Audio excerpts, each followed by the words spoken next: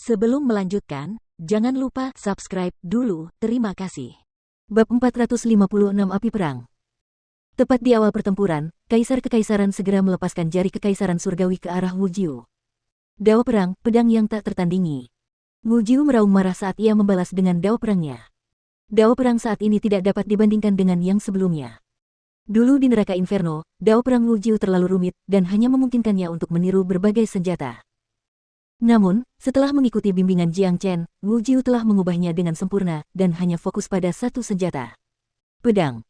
Itu adalah senjata yang paling umum digunakan di medan perang, dan juga senjata paling tajam, simbol perang, serta eksistensi paling tangguh dalam dao perang. Sekarang, hanya dengan berfokus pada pengembangan senjata tunggal ini, Wu Jiu telah mampu menembus hambatannya dan menjadi prajurit raja tempur dalam sekali jalan, menyebabkan dao perang menjadi lebih kuat. Dentang.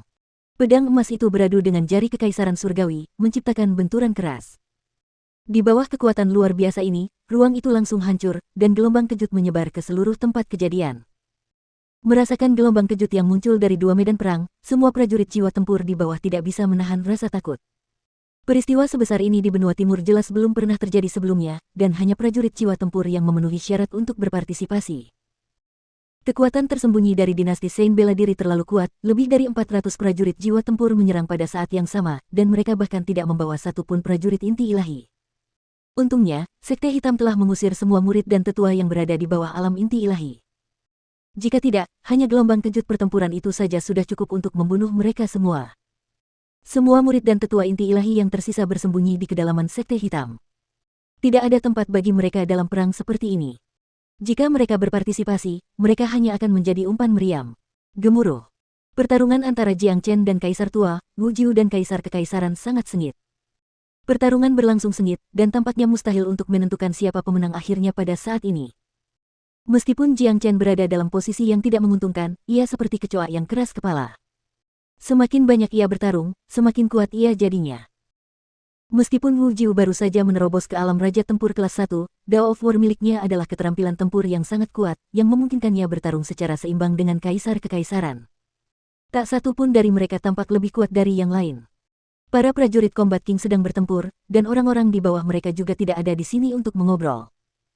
Ada lebih dari 20 prajurit Latte Combat Soul di pihak martial Sein dinasti, dan masing-masing dari mereka sangat kuat. Tokoh utama menggambarkan sosok yang perkasa, dan dia memiliki wajah yang tampan. Tidak lain adalah putra mahkota. Ikuti perintahku. Bunuh semua orang ini, dan jangan biarkan satu pun selamat. Dengan pedang di tangannya, putra mahkota mengangkat lengannya dan meraung. Tombak emasnya telah dihancurkan oleh pedang suci surgawi Jiang Chen, jadi dia menggunakan senjata tempur lain. Itu juga salah satu senjata terkuat di antara senjata unggul. Menyerang. Di pihak Sekte Hitam, rambut putih Han Yan berkibar kencang tertiup angin saat ia mengeluarkan teriakan perang. Ia adalah orang pertama yang menyerang musuh. Wakaka, dengarkan semuanya. Atur formasi, mari kita hancurkan mereka. Bikialo tertawa sinis. Pertarungan seperti ini benar-benar membuatnya bersemangat. Tanpa ragu, tubuhnya yang besar menyerbu maju bersama Han Yan. Kasim sialan, terima saja pukulan anjing tuan ini. Bikialo telah menembus ranah jiwa tempur menengah, jadi sulit baginya untuk menemukan lawan di ranah yang sama. Ketika dia melihat putra mahkota, dia langsung melesat maju, lalu berbalik dan mengarahkan pantatnya ke wajah putra mahkota. Sial. Ekspresi putra mahkota berubah drastis saat dia mengumpat. Adegan yang sudah dikenalnya ini adalah sesuatu yang tidak akan pernah bisa dilupakannya. Kentut si kuning besar telah meninggalkan bayangan permanen di hatinya. Mengingat rasa kentut yang dahsyat itu, tidak peduli seberapa kuat basis kultivasi putra mahkota, dia tidak akan pernah memiliki keberanian untuk mencobanya lagi. Dengan kecepatan yang luar biasa, dia langsung menghindari serangan itu. Gemuruh. Meskipun putra mahkota telah menghindar ke tempat lain, kentut Bikialo masih dalam perjalanan keluar. Udara hijau melesat keluar seperti pedang tajam ke arah wajah seorang prajurit Latte Combat Soul. Apa ini? Para prajurit perkasa itu terkejut sesaat, tetapi ia segera melepaskan sinar energi Yuan ke udara hijau. Namun, udara hijau bukanlah sesuatu yang bisa disebarkan. Tanpa meleset sedikit pun, sinar itu mengenai wajah prajurit perkasa itu. Meskipun sinar energi Yuan yang dilepaskan oleh prajurit jiwa tempur akhir ini telah menghilangkan sebagian besar kekuatan yang menyertai kentut Bikialo, kekuatan dahsyat itu tidak akan pernah bisa dihilangkan oleh serangan apapun. Oleh karena itu, udara hijau langsung menempel di wajah sang pendekar perkasa, dan tak lama kemudian bergerak menutupi seluruh tubuhnya. Blur, baunya busuk sekali. Prajurit jiwa tempur akhir yang perkasa yang datang ke sini dengan semangat tinggi langsung kehilangan sikap anggunnya saat ia mulai muntah berulang kali. Ekspresinya berubah. Sial, apa ini? Baunya benar-benar busuk, blur. Ini membunuhku. Aduh.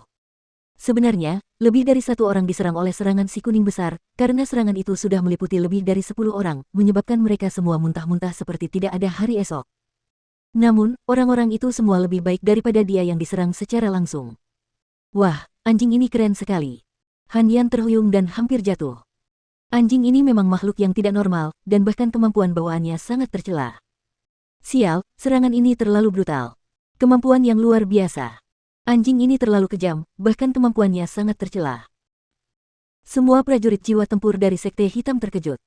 Gerakan Big Yellow memang brutal dan tidak terduga. Itu memungkinkan mereka untuk menyaksikan bagaimana seorang prajurit jiwa tempur akhir yang perkasa dapat muntah di depan umum tanpa peduli dengan citranya sendiri. Semuanya tampak sangat dilebih-lebihkan. Astaga, plus. Sepasang sayap muncul di punggung Big Yellow. Ia terus terbang dengan kecepatan luar biasa, dan menyerang tepat ke arah kelompok musuh. Ia membuka mulutnya lebar-lebar, lalu ia menggigit kepala prajurit Latte Combat Soul yang masih muntah. Retakan. Prajurit itu sedang dalam kondisi panik saat ini, jadi dia tidak punya waktu untuk membela diri, membuatnya sangat rentan terhadap serangan Big Yellow. Karena itu, kepalanya digigit oleh Big Yellow, menyebabkan darah menyembur keluar seperti air mancur. Sebelum kedua belah pihak mulai bentrok, seorang prajurit jiwa tempur akhir dari dinasti Martial Saint telah meninggal dengan kematian yang mengerikan. Hal ini tidak diragukan lagi memberikan semangat Sekte Hitam dorongan besar, sebaliknya merupakan pukulan besar bagi semangat dinasti Martial Saint. Bagus sekali, Big Yellow, sungguh gerakan yang indah. Han Yan mengacungkan ibu jarinya dan menunjukkannya kepada Big Yellow. Anjing sialan, aku akan mencabik-cabikmu. Putra mahkota dengan marah mengangkat pedangnya dan mengayunkannya dengan kuat ke arah Big Yellow. Big Yellow membuka mulutnya dan melepaskan gelombang suara yang menakutkan. Gelombang itu berubah menjadi belati emas tajam saat menembus udara menuju pedang putra mahkota. Gemuruh. Karena Big Yellow memiliki garis keturunan kuda naga, kekuatan tempurnya luar biasa. Dengan hanya basis kultivasi jiwa tempur menengah, ia mampu bertarung secara setara melawan putra mahkota. Putra mahkota berada pada level yang sama dengan Wu Ningzu sebelum dia dikebiri. Jadi, meskipun Big Yellow telah menembus ranah jiwa tempur menengah, dia hanya mampu mengalahkan prajurit jiwa tempur akhir biasa, tidak mendekati untuk menjadi tandingan putra mahkota. Namun, putra mahkota saat ini bukan lagi putra mahkota yang sama, dia telah menderita dampak besar setelah dikebiri oleh Yan Chengyu. Meskipun dia telah pulih sepenuhnya, dia secara keseluruhan jauh lebih lemah dari sebelumnya, membuatnya hanya sedikit lebih kuat dari prajurit jiwa tempur akhir biasa. Kekuatannya saat ini sama dengan Big Yellow, Han Yan, dan Yan Chengyu. Dibandingkan dengan Wu Ningzu, dia sekarang jauh lebih lemah. Di sisi lain, Han Yan melepaskan energi iblisnya, lalu melambaikan tangannya, menyebabkan seekor naga iblis melesat ke arah seorang prajurit jiwa tempur akhir. Yan Chengyu bahkan lebih menakutkan, karena 9 meridian yin-nya memungkinkannya untuk membekukan pria manapun hingga ke tulang-tulangnya. Dia tampak seperti peri yang dingin dan anggun dengan kecantikan yang tak tertandingi, dan pada saat yang sama, dia tampak seperti Dewi Es kejam dan tak kenal ampun. Dengan serangan pedang es yang biasa, dia membuat musuh-musuhnya menjadi kacau. Gemuruh. Api peperangan berkobar di seluruh medan perang. Ketika pertempuran dimulai, situasi langsung menemui jalan buntu. Kedua pasukan saling bertabrakan, mengunci diri dalam perang yang sulit. Pertarungan antara beberapa ratus prajurit Combat Soul, serta 4 prajurit Combat King, ini adalah yang pertama dari jenisnya di benua timur. Medan perang membentang lebih dari 1000 mil, dan begitu intens sehingga bahkan provinsi-provinsi tetangga dapat merasakan intensitas pertempuran. Perang telah dimulai, Provinsi Qi sedang berperang sekarang. Energi yang luar biasa, saya dapat merasakan gelombang kejut yang menakutkan bahkan di Provinsi Qian. Jiang Chen adalah pria yang luar biasa. Dia benar-benar memulai perang dengan dinasti Martial Saint. Hanya keberaniannya saja sudah membuatnya layak dihormati. Pria ini pasti akan menjadi orang hebat di masa depan. Jika dinasti Martial Saint tidak dapat melenyapkannya tepat waktu, cepat atau lambat mereka akan dihancurkan olehnya. Saya yakin perang ini akan tercatat dalam buku sejarah. Saya penasaran siapa pemenang akhirnya. Saya ingin sekali pergi dan menonton, tetapi dengan basis kultivasi saya, tidak mungkin saya bisa mendekati medan perang itu. Mereka yang merasakan gelombang kejut itu merasa sangat gembira dan ingin menyaksikan hasil pertempuran yang menggemparkan ini. Di medan perang, gelombang kejut yang dahsyat mengiringi jeritan menyedihkan yang terus-menerus bergema. Darah dan senjata tempur menguasai tanah, menggambarkan pemandangan yang mengerikan.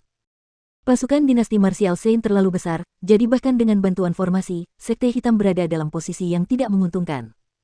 Namun, karena formasi, mereka masih bisa bertarung.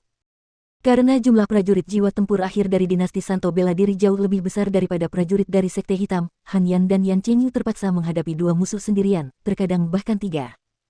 Di medan perang, orang yang paling banyak berkontribusi sebenarnya adalah Raja Iblis Es. Setiap kali seseorang di pihak Sekte Hitam menghadapi situasi kritis, orang ini akan muncul. Dengan basis kultivasi jiwa tempur akhir, Raja Iblis Es adalah bencana bagi semua yang berada di bawah ranah jiwa tempur akhir, bencana yang mematikan.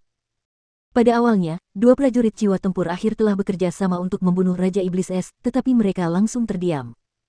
Setelah terbunuh, ia segera muncul kembali di sisi lain medan perang untuk membantai mereka yang lebih lemah darinya. Kemampuannya yang abadi benar-benar tak tertandingi. Oleh karena itu, kemanapun ia pergi, ia akan mendatangkan malapetaka dan membuat musuh berteriak tak berdaya.